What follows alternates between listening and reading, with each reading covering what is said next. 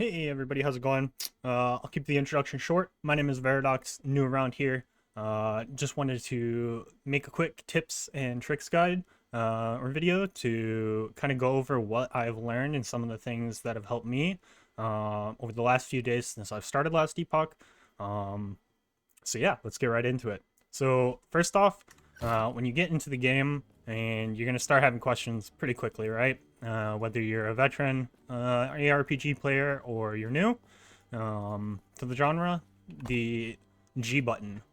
If you hit G when you're in the game, before you ask in chat, before you go to Discord, Reddit, anything, hit G, and you can use the search bar, or there's all these different tabs, and they explain quite a lot of things, which is very, very helpful, especially, you know, combat mechanics and monoliths. Monoliths, it tells you quite a bit.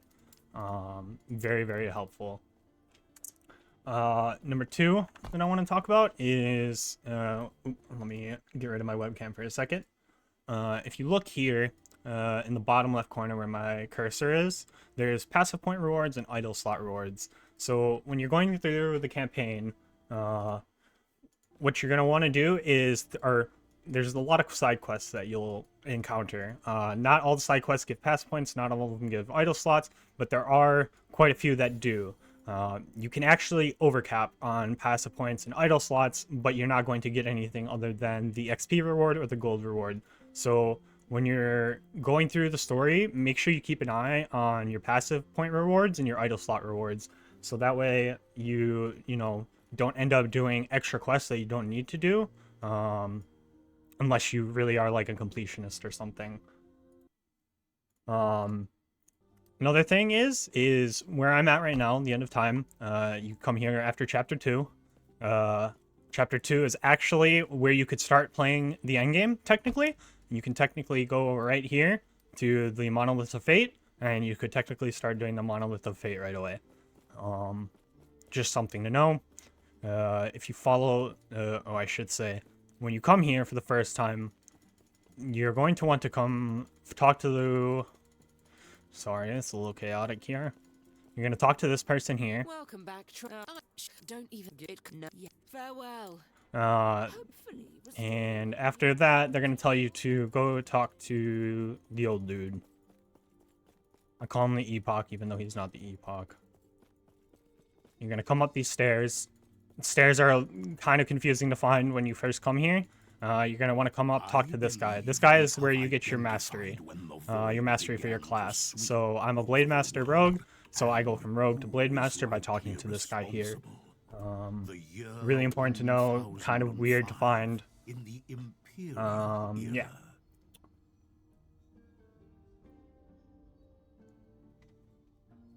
Another thing to note is, well, I said you could start the end game right after chapter 2, which pretty much means that you don't need to complete the campaign. The campaign is not required to beat to get to endgame. There's actually, which I will link in the description, a video that Zizarin just put out featuring Tarek, I don't know how to pronounce his name, I apologize, that go over some routes that you can do to kind of speed through the campaign, or to not speed through the campaign, but to get all the passive points and side quests that you need. So I would definitely recommend checking that out, whether you're a blaster who wants to, beat the campaign or not beat the campaign, but get to endgame right after Act 5. You can go to Act 5, go to like this area, and I know like you could go to Temporal Sanctum right after Act 5, and you can basically skip from here all the way to Chapter 9 and beat the endgame then. Just some little tips and tricks there. Another thing that I want to point out, let me go back down here. These are just some general tips and tricks that I wanted to show, and then we'll get into some more specific things. Stash tabs. Ignore my mess with stash tab. Stash tabs in this game are purchased with in-game gold. You can purchase them. I don't know if they're scaling. Let's actually check. Purchase this one. That was 2,000. This one's 3,000. So it's a scaling gold increase. Maybe by 1,000. Maybe it starts to scale more. But you can purchase stash tabs as much as you want. Categories that you can do as many categories as you want. But you'd have to then purchase stash tabs. Oh, it's 3,000 there. So depending on how you want to set up your stash tabs, you can do that. Respecking is something that you probably will do at least once in your build, just because of the way that skills work. So you select 5 skills that you can then spec into different parts of, or different trees in. These are really easy to respec. You just come right up here to the top right, respec. You can remove skill points one at a time, or you can despecialize the skill, which means that you basically completely unspec the skill and you can select a new skill.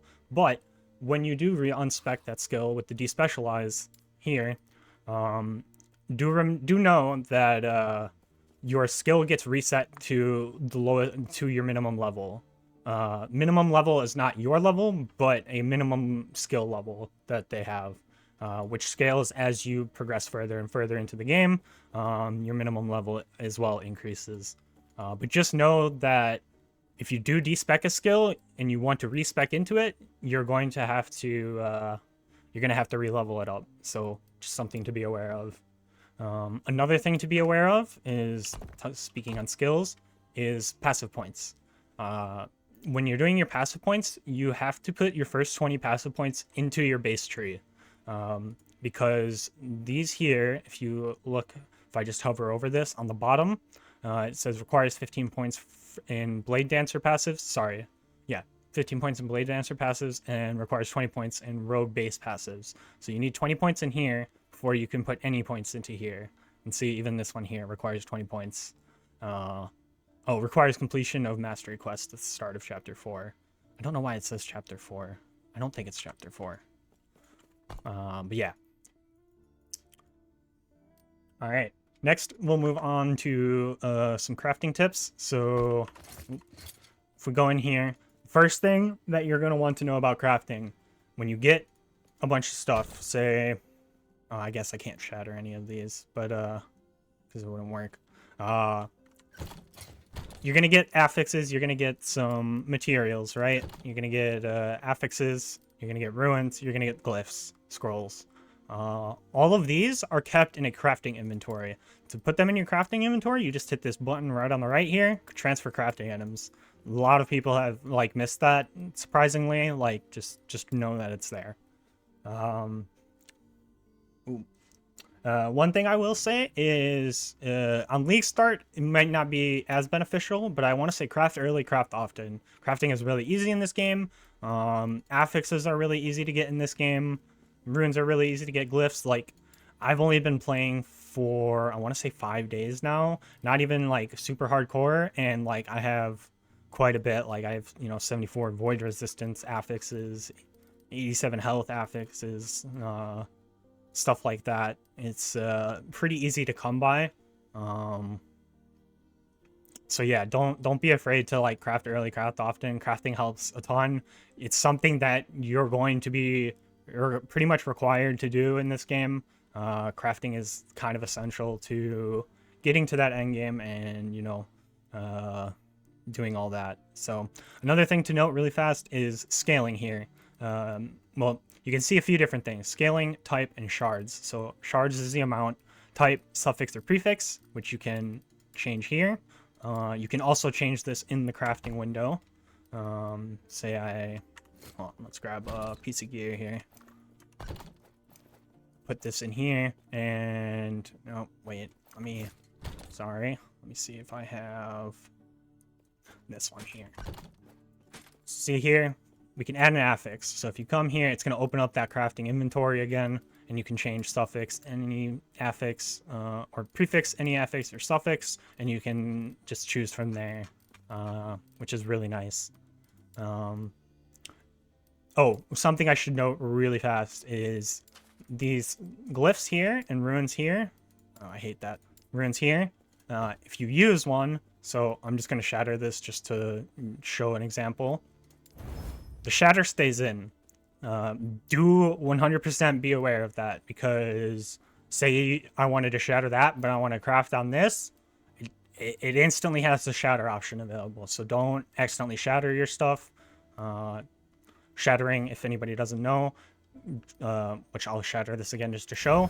See, I get these shards sent to the forge, which is your crafting inventory. So yeah, just be very aware of that. Something else to note is which ones are.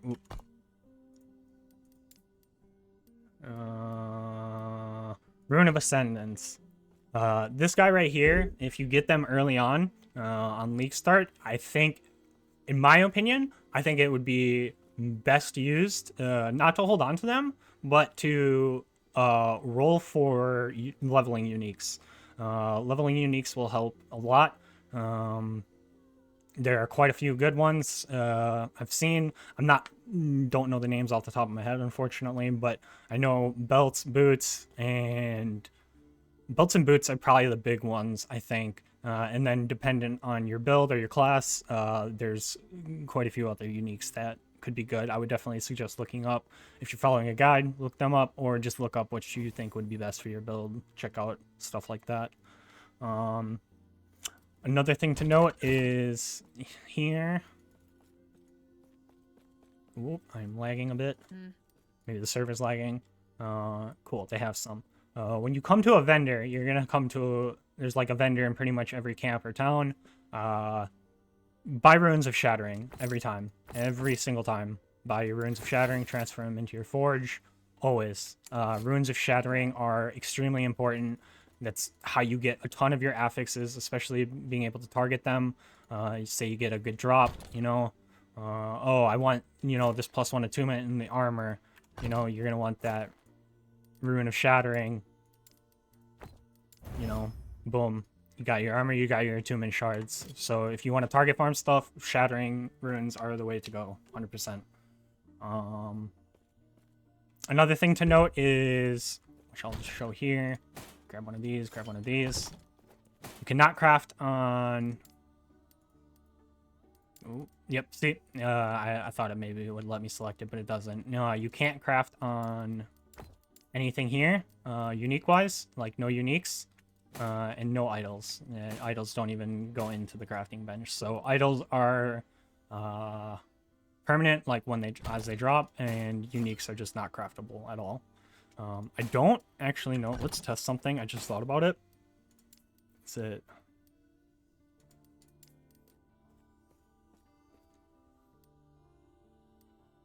It's in here somewhere. This one. Nope, can't even do it. So Rune of Refinement for anybody who plays like Path of Exile is going to be like your Blessed Orbs or something, where it's going to re-roll your values. It's just something you can do, but not on any uniques. Next, we'll talk about monoliths a little bit and dungeons. So monoliths first. One thing I learned recently that's quite important. Let's head to a monolith here. My monolith, and I will show you.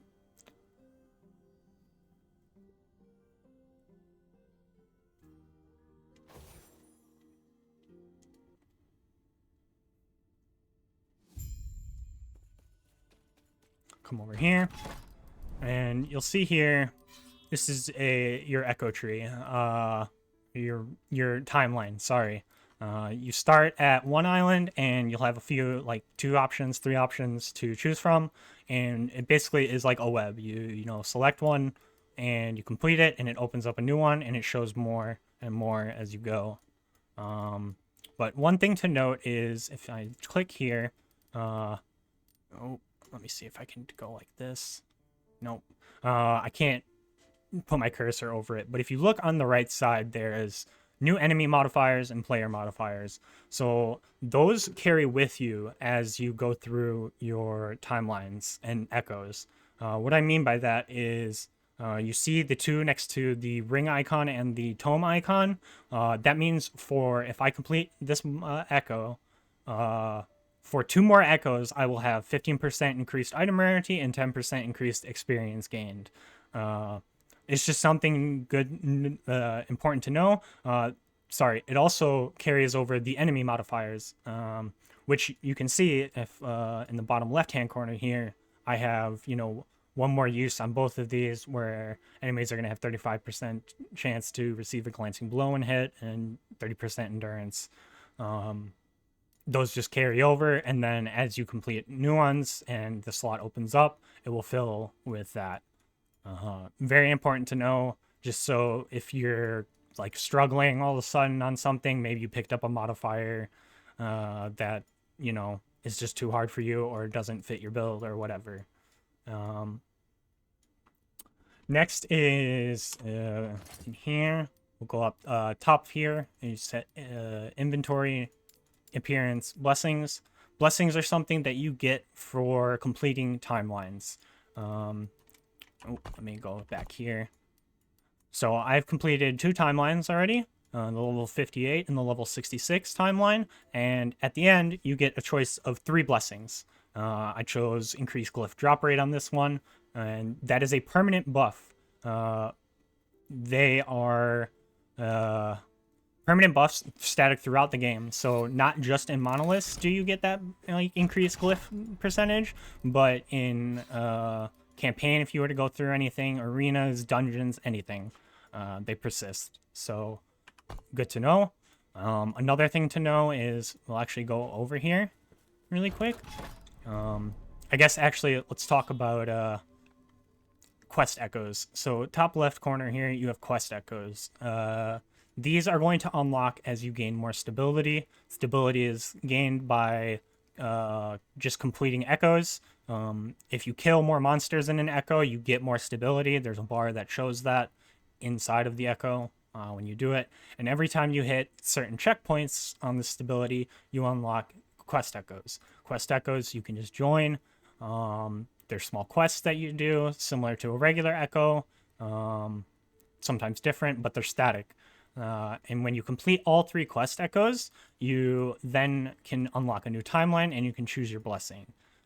One thing to note, though, is when you complete these quest echoes, when you complete a timeline, you can actually come back, as you can see here, and I can recomplete these echoes, but I also have to recomplete the stability for this timeline. So just know that if you are like, I really don't want this, blessing anymore, you want to re-roll it, you're going to have to re-go through here. I don't know off the top of my head, unfortunately, if the choices of blessings stay the same if you decide to redo it, or if it re-rolls new blessings for you. That's not something I'm aware of, unfortunately. So another thing to note is something that I was wondering about is drop rates. In this game, there's no affix on gear that increases item quantity. If anybody is familiar with that from like Path of Exile or anything, there is no magic find or anything like that necessarily, but you can get blessings that increase different drop rates. Like this one's increased glyph drop rate, this one's increased unique drop rate. So you can technically get increased item quantity of certain types, but those are only through blessings. Some things to note early on, a good tip that I got was when you're doing echoes, try to look for these 2 things. You're going to want to look for tomes of experience, echo rewards that give tomes of experience. You'll get 3 tomes at the end of the echo, and they give you a bunch of experience, not only to yourself, but your skills, so you can quickly level up. So if you're somebody that's a blaster, say you skipped part of the campaign, stuff like that, and you hit monoliths early, tomes of experience are very, very important, and they help a ton. Another one to note is, I believe, exalted and set items. I don't know if I have any here.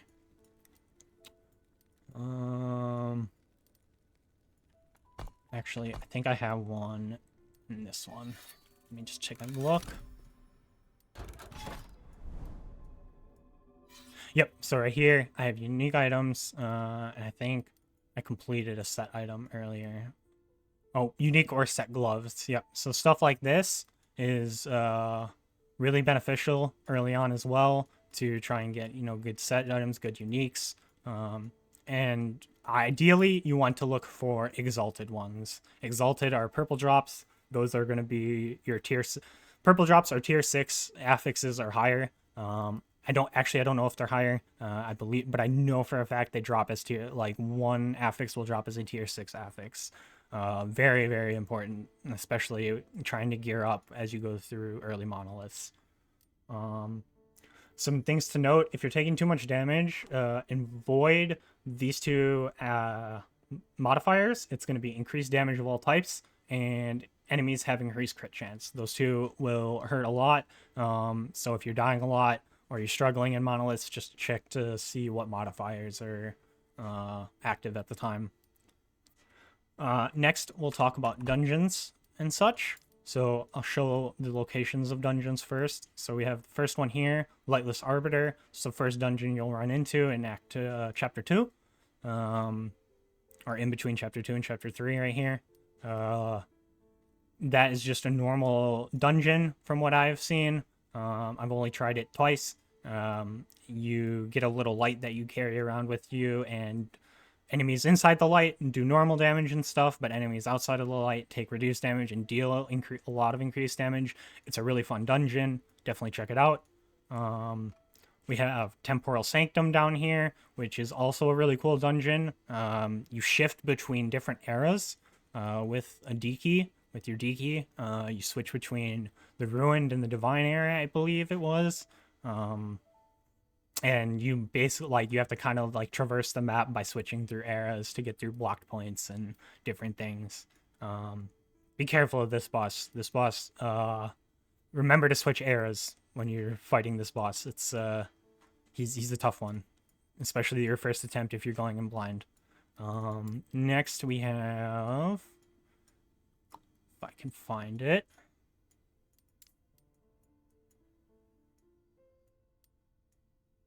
Oh, Soulfire Bastion. This is the only dungeon that I have not done yet. I have no idea what it is, so you guys would have to just check that yourself. But it's up over here in the Imperial era, up over here, and not Ruined Ancient era. No, where are you? Ah, up here. Last one. This one is the arena, the Champions Guild. So the arena is not a dungeon, but it is waves of enemies that will come at you. I believe the first difficulty is 40 waves. Actually, the second one is 40 waves as well, but it's based on levels. That's something I should note now too. If we come here, show you really fast. These dungeons and arenas, or arena, are based on level. Oh, let me go grab a key. I was not prepared.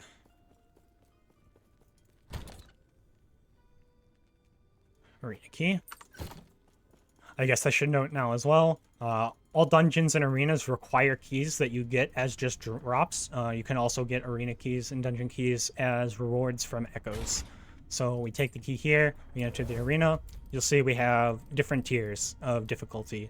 This is for dungeons as well, except for the infinite or the endless arena. That one is not something that you can do in dungeons, but you get different tiers. And obviously they have increased damage, increased health, and additional drops and such as you go up. But yeah, as you can see here as well, there is an endless arena, which you should do at level 100, and enemies scale up to level 100 in the first 80 waves, and you can go quite far. If I go to the leaderboards here, you can see this guy went to wave 3042. So yeah, this is the leaderboards, by the way, but yeah, you can go quite far in these dungeon or arenas. So yes. Yeah, I think that covers pretty much everything that I wanted to talk about. There's definitely a ton more tips, tricks, shit like that you can figure out. Oh, I forgot to mention one thing here. Let me do a quick change here.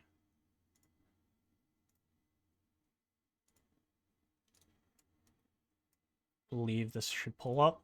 Yep, cool. So this here is a website that I would suggest checking out. I guess I'll name a few websites. First one, and I'll put links in the description as well. First one is Last Epoch Tools. Really cool website that somebody built. It's got a ton of different resources, news, forums, resources that go over quite a bit of things, build guides, build planner, which I haven't played around with yet, so I'm not sure how great it is. Oh, it looks really cool, actually. Oh, you can mess around with idols here. Really good. Yeah. And big thing here is loop filters. I haven't seen other places that provide loop filters yet. So if you really need a loop filter, I would suggest coming here. Otherwise, I know on Maxroll's site. Oh, I can't spell Maxroll's site. They also provide. Let's just go here. If you go here, go down here, you can download loop filters. When you download the loop filter, it's going to look like this. What you want to do, you just Control A, copy it, and come back to here. Shift F, create new, paste clipboard contents. Oh, well, I haven't copied it, but yeah, you can paste the contents straight from your clipboard, and it would import right here. So I didn't go over loop filters. I haven't played around with it enough to really give any tips on it. I've just been using other people's loop filters because I'm lazy. Sorry. But yeah, I would definitely suggest checking out Last Epoch Tools, this website here, and Maxroll as well. Maxroll is always good for anybody who's a new player, especially into the ARPG genre. But yeah, for a little bit about me, I guess this is where the video ends for tips and tricks. Thank you all for watching. If you did come by, I really appreciate it. Please do like, comment, subscribe. Check out my other socials. I have a Discord that I'm slowly building up. I stream on Twitch. I'm trying to stream as much as I can. Not daily, but pretty close. And yeah, I really hope to make more videos, and I hope you guys enjoy. Do leave feedback about the videos. Let me know, good, bad. I one-shot all of my videos right now, or this video. This is my only one. So, you know, it's gonna look weird. I know there's a spot where I paused for a while. Yeah, it's we'll get to the editing portion and whatnot later, but I hope you all have a great rest of your day, great rest of your week. I hope your launch is amazing. Remember, it's an ARPG. If you're new to the genre, the one thing I can say, or a reminder to even the veterans out there, you know,